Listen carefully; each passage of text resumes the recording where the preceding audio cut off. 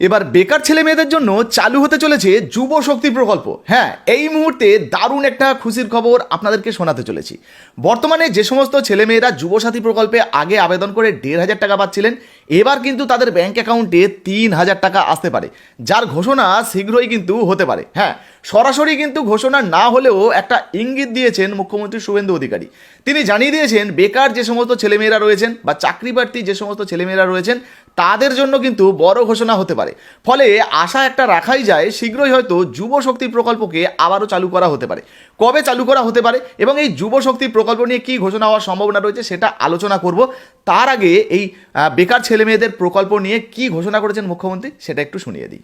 এর বাইরেও আগামী 22 তারিখে রাজ্য বাজেট আছে, সেখানে যুবকদের জন্য, সরকারি কর্মচারীদের জন্য, আমাদের শিক্ষিত চাকরি প্রার্থীদের জন্য আমাদের আরো অনেক কর্মসূচি আপনারা দেখতে পাবেন।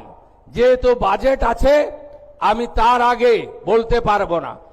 তো শুনতেই পেলেন বন্ধুরা, মুখ্যমন্ত্রী শুভেন্দু অধিকারী কিন্তু এবার বড় ঘোষণা করেছেন। তিনি কিন্তু বড় একটা ইঙ্গিত দিয়েছেন। যে সমস্ত বেকার ছেলেমেয়েরা রয়েছেন, শিক্ষিত বেকার ছেলেমেয়েরা রয়েছেন, যারা চাকরি প্রার্থী রয়েছেন, তাদের জন্য কিন্তু বড় ঘোষণা হতে পারে। এবং 22 তারিখে নতুন বাজেট রয়েছে, এই বাজেটে কিন্তু এদের জন্য বড় ঘোষণা হওয়ার সম্ভাবনা রয়েছে। তিনি পরিষ্কার জানাচ্ছেন যে বাজেটের আগে এই সমস্ত ঘোষণাগুলো করা যাবে না বা বলা যাবে না। তবে একটা ইঙ্গিত তিনি দিয়ে রাখছেন, যে সমস্ত বেকার ছেলেমেয়েরা রয়েছেন তাদের জন্য বড় ঘোষণা হওয়ার সম্ভাবনা রয়েছে, চাকরি প্রার্থীদের জন্য বড় ঘোষণা হওয়ার সম্ভাবনা রয়েছে।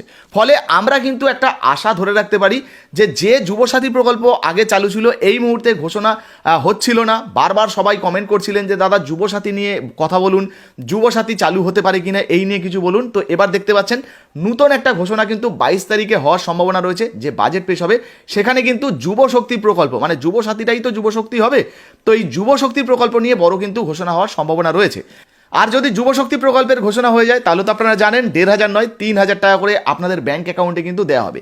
তবে ওই সময় যে ঘোষণা হবে বা যুবশক্তির যদি নতুন কোনো ঘোষণা হয়ে যায়, সেক্ষেত্রে কারা কারা আবেদন করতে পারবেন, কি কি শিক্ষাগত যোগ্যতা লাগছে, কিভাবে আবেদন করবেন, যেমন এর আগের প্রকল্পগুলো আপনাদেরকে দেখিয়েছি, জানিয়েছি, সেই রকম কিন্তু পরবর্তীতেও আপনাদেরকে আপডেট দিয়ে দেবো। তাই এখনও পর্যন্ত যদি আপনারা আমাদের ছোট্ট ফেসবুক পেজটাকে ফলো না করেন, অবশ্যই ফলো করে পাশে থাকবেন।